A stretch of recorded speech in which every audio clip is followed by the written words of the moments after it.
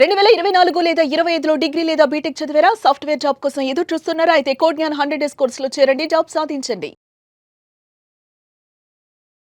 Hello Rabindranath గారు. Hi అండి నాగరాజ్ గారు. సార్, దేశం మొత్తం బడ్జెట్ కంటే కూడా బంగారం, వెండి వీటి గురించి ఎక్కువ మాట్లాడుకుంటూ ఉన్నారు.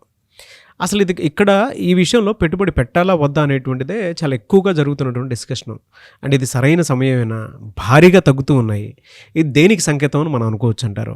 స్పైక్స్ అంటారు నాగరాజ్ గారు. మార్కెట్లో, స్టాక్ మార్కెట్లో ఈ క్యాండిల్ బార్స్ మనం చూసేటప్పుడు స్పైక్స్ వస్తుంటాయి. అంటే కొన్ని నిమిషాల్లో కొన్ని సెకండ్ల వ్యవధిలో కూడా మనం ఏదైనా బై అండ్ పర్చేజ్ చేసేటప్పుడు, ఇంట్రాడే మార్కెట్ చేసేటప్పుడు కూడా స్టాక్ మార్కెట్లో కొంత అనిశ్చితి అయితే ఉంటుంది.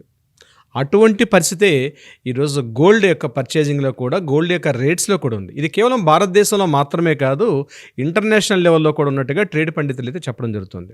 అంటే అంతర్జాతీయంగా ఉన్నటువంటి అనేక పరిణామాలు ఈరోజు భారతదేశంలో ఉన్నటువంటి బంగారం యొక్క నిల్వలు, బంగారం మీద యొక్క ధరల పెరుగుదల, సూచిక వీటి మీద చాలా ఇంపాక్ట్ అయితే చూపిస్తుంది నాగరాజ్ గారు. సో ఇటువంటి సమయంలో బంగారంపై పెట్టుబడిగా దీన్ని కొనవచ్చా, కొనకూడదని చాలామంది, ముఖ్యంగా మధ్యతరగతి సాధారణ జనాల్లో చాలామంది ఒక అనుమానం ఉంటుంది.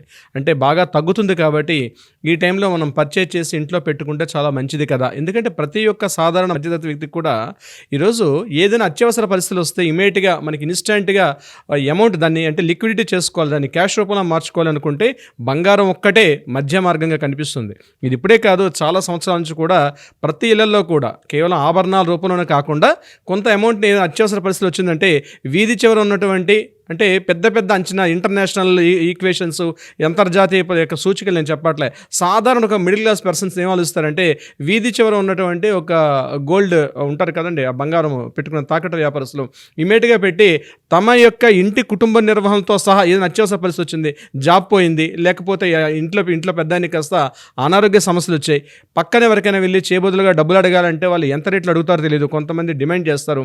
ఇలా కాకుండా బంగారంలో కొంతమంది తీసి పెట్టుకుంటే ఎమర్జెన్సీ ఫండ్గా మనకు పనికొస్తుంది కదా అని చెప్పి చాలామంది, అంటే అది కూడా సంప్రదాయ పద్ధతిలో ట్రెడిషనల్గా మన యొక్క నరనరాన్ని జీర్ణించుకుపోయింది బంగారం అనేది.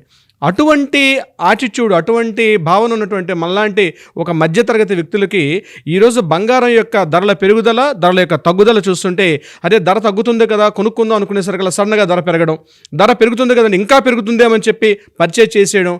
సో ఈ వీడియో చూస్తున్నటువంటి మన యొక్క సోదరిమణులకి, మనలాంటి సాధారణ పర్సన్స్కి నేను చెప్పే కొన్ని సూచనలు తప్పనిసరిగా పాటించండి. ఇవి మీకు తప్పనిసరిగా విలువైనదిగా ఉండే అవకాశం కూడా ఉంటుంది. ఇందులో ఫస్ట్ గుర్తుపెట్టుకోండి, ఎప్పుడు కూడా పెట్టుబడి రూపంలో మనం పెట్టుబడి పెట్టుకోవాలి అంటే, పెట్టుబడి రూపంలో ఇన్వెస్ట్మెంట్గా వాడుకోవాలనుకుంటే ఎట్టి పరిస్థితిలో కూడా ఆర్నమెంట్స్ని మాత్రం ప్రిఫర్ చేయకండి. It's very very most important.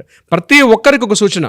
అంటే ఇళ్లలో పెళ్ళిళ్ళు ఉన్నాయి, లేకపోతే ఇంటి ఆవిడకి ఏదో ఒక నెక్లెస్ చేయించాలి, ఒక హారం చేయించాలి అనుకుంటే కొద్దిగా వెయిట్ చేయండి. కానీ లేదు, మన భవిష్యత్ అవసరాలకు ఉపయోగపడుతుంది కదా, పిల్లల యొక్క చదువుల నిమిత్తం కానీ, లేకపోతే విదేశాలకు పంపించాలి, ఇలాంటి నేను చెప్పేది పెద్ద పెద్ద బిజినెస్ మ్యాగ్నెట్స్ కోసం కాదు నాగరాజ్ గారు. కామన్గా ఉన్నటువంటి 90% మధ్యతరగతి వ్యక్తులు మనలాంటి మధ్య భారతదేశం గురించి మనం మాట్లాడుకుంటున్నాం. ఏదైనా పెట్టుబడిగా రేపు ఏమైనా పెరిగిపోతుందేమో అన్న ఆలోచన ఉన్న వాళ్ళు మాత్రం ఎట్టి పరిస్థితుల్లో కూడా ఆర్నమెంట్స్లో మీరు ఇన్వెస్ట్మెంట్ చేయకండి. ఇది చాలా ఇంపార్టెంట్ నోట్. ఎందుకంటే ఆర్నమెంట్స్లో ఏమవుతుందంటే తరుగని, మజూరీ ఛార్జెస్ అన్నవి ఆల్మోస్ట్ యాక్చువల్ కాస్ట్లో 25 to 27% కూడా అక్కడ మనకి యాడ్ అని ఉంటుంది. యాక్చువల్గా ఒక ప్రిన్సిపల్ అమౌంట్ ₹1,00,000 పెడుతున్నాం అంటే తెలియకుండానే ఒక 25,000 నుంచి 27,000 రూపాయల వరకు అదనంగా మనం పెట్టుబడి అంటే అదనంగా మనం చెల్లిస్తుంటాం. అది యాక్చువల్గా ఉన్నటువంటి రేటుకి దీనికి తేడా ఉంటుంది. యాక్చువల్గా పెరుగుదల ఎలా ఉంటుంది, మ్యాక్సిమం ఒక 8 years పాటు మనం ఒక లాస్ట్ ఒక స్టాండర్డ్స్ మనం తీసుకుంటే మ్యాక్సిమం 10 to 15% మాత్రమే పెరుగుదల ఉన్నది కరెక్ట్ అయిన పెరుగుదల. కానీ ఇప్పుడు అలా కనిపించట్లేదు. 100%, 150%, 180% కూడా మనం లాస్ట్ కొద్ది నెలలుగా మనం చూస్తున్నాం. ఇటువంటి టైంలో మాత్రం పెట్టుబడి రూపంలో అంటే సేవింగ్స్ పాయింట్ ఆఫ్ వ్యూ మనకి ఏదైనా ఫ్యూచర్గా ఒక ఎమర్జెన్సీ ఫండ్గా పనికొస్తుంది అనుకుంటే మాత్రం ఈ టైంలో పర్చేజ్ చేయకపోవడమే మంచిది అన్న నా యొక్క అభిప్రాయం నాగరాజ్ గారు. సరే, స్టాక్ మార్కెట్ చూస్తే బడ్జెట్ తర్వాత మొత్తం పడిపోయింది, అమాంతం పెరుగుతుంది అనుకున్నారు. కానీ గోల్డ్ మాత్రం పెరుగుతూ ఉంది, అండ్ గోల్డ్ రేట్ మాత్రం తగ్గిపోతూ ఉంది. అంటే ఇప్పుడు ఈ పెట్టుబడిని ఏ విధంగా పెట్టాల్సినటువంటి అవసరం ఉంటుందంటారు మనం? అంటే ఈక్విటీలో పెడితే మంచిదా, ఫిజికల్ గోల్డ్లో పెడితే మంచిదా? అంటే మీ ఒపీనియన్ ఏంటి సార్ అసలు? నేను 4 పాయింట్స్ చెప్తాను నాగరాజ్ గారు దీనికి సంబంధించి. నెంబర్ 1 ఏంటంటే, ఇప్పుడు నేను అన్నట్టుగా 80% కూడా ఫిజికల్ గోల్డ్, ఆర్నమెంట్ గోల్డ్ అనేది ప్రిఫర్ చేయొద్దు, తీసి పక్కన పడేసండి. నెంబర్ 2, ఒకవేళ మీరు బార్స్లో కానీ లేక బిస్కెట్ల రూపంలో పర్చేజ్ చేసుకుంటే మంచిది కొంతవరకు, అది కూడా లిమిటెడ్ వరకే.